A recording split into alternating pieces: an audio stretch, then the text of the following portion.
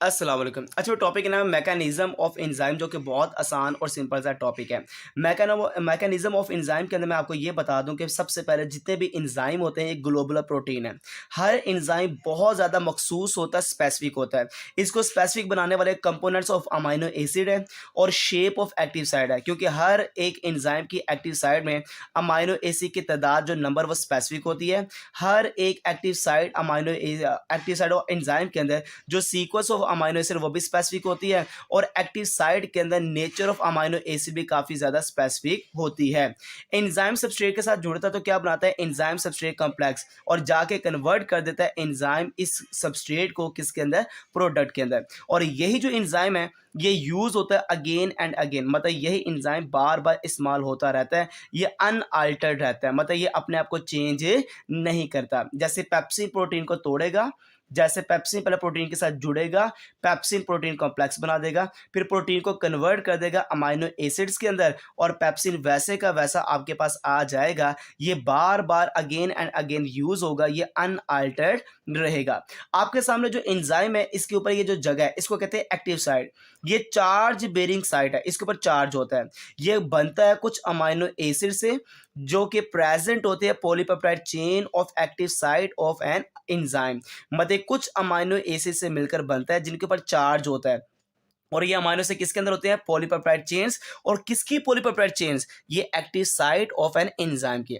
ये polypeptide chain जो भी आपको एक्टिव साइट के पास नजर आती है, ये आपको बहुत मखसूस तरीके से स्पेसिफिकली फोल्डिंग होती है, क्वाइलिंग होती है, किसके अंदर, with in the globular structure of an enzyme. मतलब कि एक्टिव साइट में जितनी भी पॉलीपेप्टाइड चेन होगी, आपको वहां पे मखसूस अंदाज में ये पॉलीपेप्टाइड चेन फोल्डिंग और क्वाइलिंग करते हुए नजर आएगी। और ये आपके पास जो जगह है इसी को नाम देते हैं, they are called charge bearing site of an enzyme.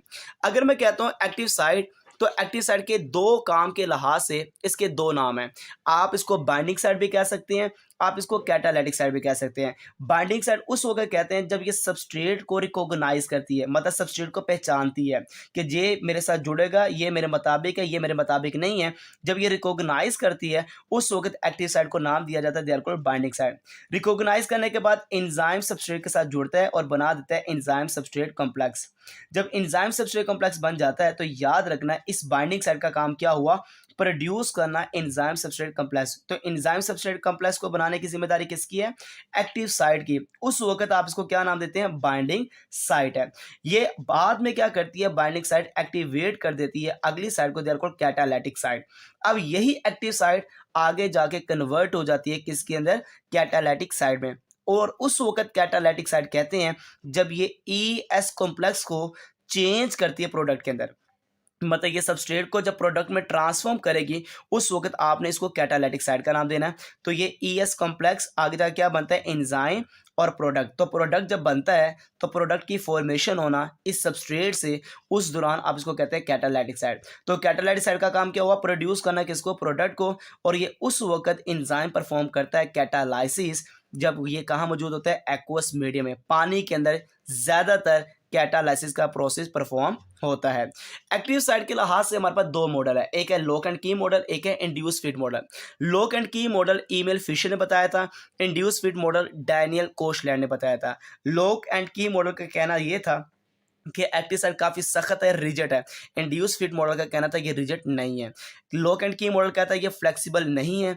Induce fit model कहता था एक्टिव साइट काफ़ी फ्लेक्सिबल है। लॉक एंड की मॉडल कहता है ये मॉडिफाइड नहीं हो सकती, और जो अगर इंड्यूस फिट मॉडल कहता है ये कहता है मॉडिफाइडेबल है, ये अपने आप को चेंज कर सकती है।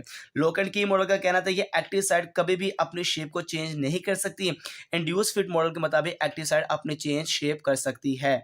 लॉक एंड की मॉडल बहुत ज़्यादा लेस इफेक्टिव है कैटालाइसिस के लिहाज से, कैटालाइसिस के लिहाज से बहुत ज़्यादा इफेक्टिव नहीं है। इंड्यूस फिट मॉडल के लिहाज से जो कैटालाइसिस है उसके लिहाज से ये मोर इफेक्टिव मॉडल है, जिसका नाम क्या है, इंड्यूस फिट मॉडल, जो क्या कहता है कि एक्टिव साइट रिजिड नहीं है, अपनी शक्ल को चेंज कर सकती है। इस लिहाज से ये मोर इफेक्टिव है कैटालाइसिस क्लास है। लॉक एंड की मॉडल क्लास से हमारे पास एग्जांपल है अमाइलेज, पेप्सिन, लाइपेज। ये एक्टिव साइट को चेंज नहीं कर सकते, रिजिड रखते हैं, तो इनके मुताबिक ये एग्जाम्पल सूटेबल है। इंड्यूस फिट मॉडल के लिहाज से जो अपनी शक्ल को, एक्टिव साइट को चेंज कर लेता है, सबस्ट्रेट के मुताबिक उसमें कार्बोनाइल एनहाइड्रेस आता है, कार्बोनाइल एनहाइड्रेस, ये एग्जाम्पल बहुत ज़्यादा सूटेबल है इंड्यूस फिट मॉडल के लिहाज से। अच्छा भाई, मैं एक शॉर्ट क्वेश्चन बताता हूँ, पेपर में ये बड़ी दफ़ा शॉर्ट क्वेश्चन आया हुआ है कि पेप्सिन के बारे में। तो पेप्सिन क्या है, इसका क्या रोल है, ये मैं आपको बता दूं कि पेप्सिन एक स्ट्रॉन्ग प्रोटीन डाइजेस्टिंग एंजाइम है। ये प्रोटीन को तोड़ने वाला एक एंजाइम है। ये डिस्ट्रॉय करता है हमारी internal structure of cells of digestive tract. हमारे स्टमक में निकलता है ना, ये हमारे स्टमक में ये निकलता है, और ये इंटरनल स्ट्रक्चर जो सेल्स के ना डाइजेस्टिव ट्रैक्ट का, उसको क्या कहता है, डिस्ट्रॉय करता है। इसी वजह से अल्लाह की ज़ात ने कभी भी पेप्सिन को डायरेक्ट नहीं निकाला, ये इनएक्टिव फॉर्म में निकलता है जिसका नाम पेप्सिनोजन है, और यही पेप्सिनोजन कन्वर्ट होता है पेप्सिन के अंदर जब इसकी रिक्वायरमेंट होती है।